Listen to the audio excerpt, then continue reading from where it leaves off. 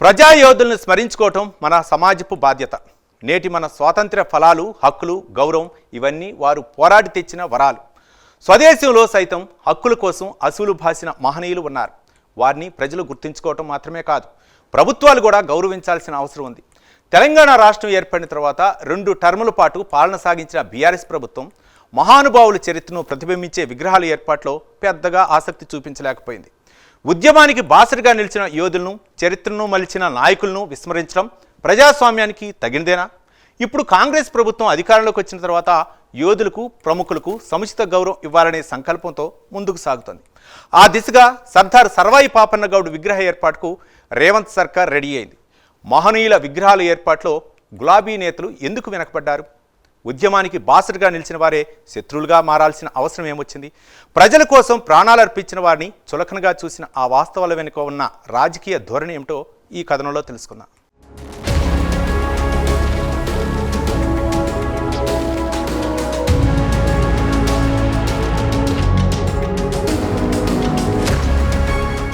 తెలంగాణ రాష్ట్ర ప్రభుత్వం సర్దార్ సర్వాయి పాపన్న గౌడ్ 375వ జయంతిని పురస్కరించుకుని ఆయన విగ్రహాన్ని ట్యాంక్ బండ్ వద్ద బుద్ధ పూర్ణిమ ప్రాజెక్టు ఆఫీస్ ఎదురుగా ఏర్పాటు చేయనుంది.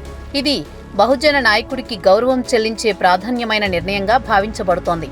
తెలంగాణ రాష్ట్రం ఏర్పాటైన నాటి నుంచి సర్వాయి పాపన్న విగ్రహాన్ని ఏర్పాటు చేయాలన్న డిమాండ్ ఉన్నప్పటికీ గత 2 టర్మ్ల బీఆర్ఎస్ ప్రభుత్వ హయాంలో ఈ అంశంపై పెద్దగా పట్టించుకోకపోవడం వల్ల విగ్రహం ఏర్పాటు కాలేదు. అంతేకాక విగ్రహాన్ని ఎక్కడ ఏర్పాటు చేయాలనే దానిపై కూడా ఏకాభిప్రాయం కుదరలేదు. ఈ నేపథ్యంలో కాంగ్రెస్ ప్రభుత్వం ఈ నిర్ణయం తీసుకోవడం ద్వారా బహుజన వర్గాలకు గౌరవం చెల్లించే ప్రయత్నం చేసింది.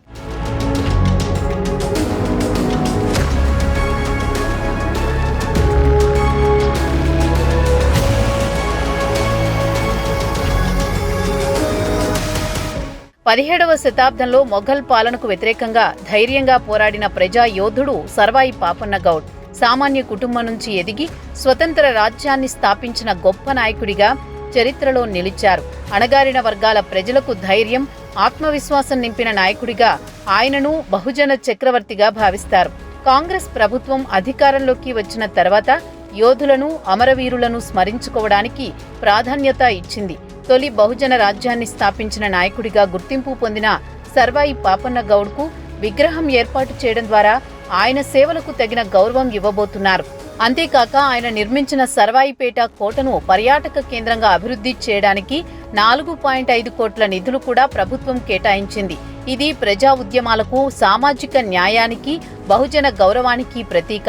రేవంత్ రెడ్డి ప్రభుత్వం ప్రజల ఆశయాలకు గౌరవం ఇచ్చే దిశగా అడుగులు వేస్తున్న సంకేతంగా ఇది నిలుస్తోంది.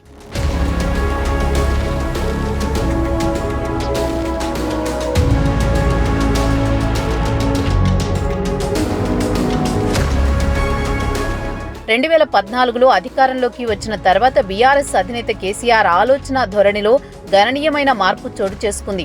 ఉద్యమ కాలంలో ప్రజల ఆశయాలకు బాసటగా నిలిచిన నాయకత్వం అధికారంలోకి వచ్చిన తర్వాత మాత్రం ఇష్టానుసార నిర్ణయాలతో పాలన సాగించింది. ఉద్యమకారులకు ఆశించిన ప్రయోజనం కలగలేదు. ఒక దశలో ప్రజాగాయకుడు గద్దర్ సీఎం కార్యాలయం గేటు వద్ద పడిగాపులు కాసే పరిస్థితి ఏర్పడింది. ఉద్యమంలో కీలక పాత్ర పోషించిన గద్దర్కు అధికారంలో ఉన్న బీఆర్ఎస్ ప్రభుత్వం తగిన గౌరవం ఇవ్వలేకపోయింది. ఇది ప్రజలలో తీవ్ర అసంతృప్తికి దారితీసింది. 9.5 ఏళ్ల పాలనలో ప్రజల ఆశలు, ఆశయాలకు తగ్గట్టుగా గులాబీ నేతలు ప్రవర్తించలేకపోయారు. ఆ పరిస్థితిని మార్చేందుకు రేవంత్ సర్కార్ తీసుకున్న గట్టి నిర్ణయంలో భాగమే పాపన్న గౌడ్ విగ్రహానికి అంకురార్పణ జరిగింది.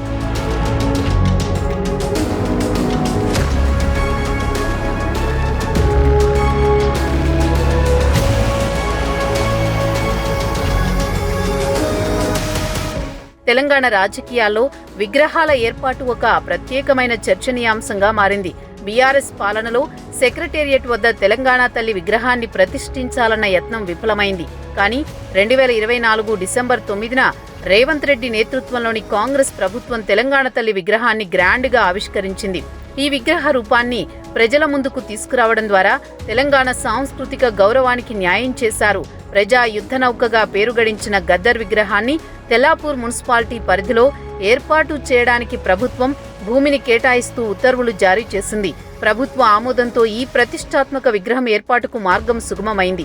తెలంగాణ సచివాలయం ముందు మాజీ ప్రధాని రాజీవ్ గాంధీ విగ్రహాన్ని 2024 సెప్టెంబర్ 16న ముఖ్యమంత్రి రేవంత్ రెడ్డి ఆవిష్కరించారు. ఇది కాంగ్రెస్ పార్టీకి ఒక గౌరవ సూచకంగా నిలిచింది. ఈ విగ్రహాల ద్వారా కాంగ్రెస్ ప్రభుత్వం తెలంగాణ ఉద్యమ నాయకులకు, జాతీయ నేతలకు గౌరవం చూపించడమే కాకుండా ప్రజల మనసుల్లో తమ స్థానాన్ని బలపరిచే ప్రయత్నం చేసింది.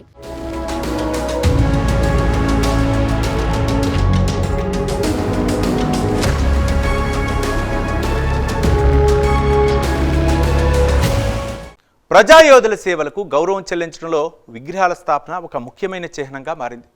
తెలంగాణ ఉద్యమానికి బాసటగా నిలిచిన నాయకులు, సామాజిక న్యాయం కోసం పోరాడిన మహనీయులు ప్రజల మనసులో నిలిచేలా చర్యలు తీసుకోవడం ప్రభుత్వాల బాధ్యత. ఇది కేవలం శిల్పాల ఏర్పాటు కాదు, ఇది ప్రజా చరిత్రకు, ఉద్యమాలకు, బహుజన గౌరవానికి, సామాజిక న్యాయానికి అర్పించే నివాళి. రేవంత్ రెడ్డి నేతృత్వంలోని కాంగ్రెస్ ప్రభుత్వం ఈ దిశగా ముందడుగు వేసింది. సర్వాయి పాపన్న గౌడ్, గద్దర్, తెలంగాణ తల్లి, రాజీవ్ గాంధీ వంటి ప్రముఖుల విగ్రహాల ద్వారా ప్రజా చైతన్యానికి గౌరవం చెల్లించేందుకు ప్రయత్నిస్తోంది. ఇక మున్ముందు ఇంకెవరెవరికి గౌరవ విగ్రహాలు నెలకొల్పోతున్నారో, మరెవరిని చరిత్రలో నిలిపే ప్రయత్నం చేయబోతున్నారో కాలమే నిర్ణయిస్తుంది.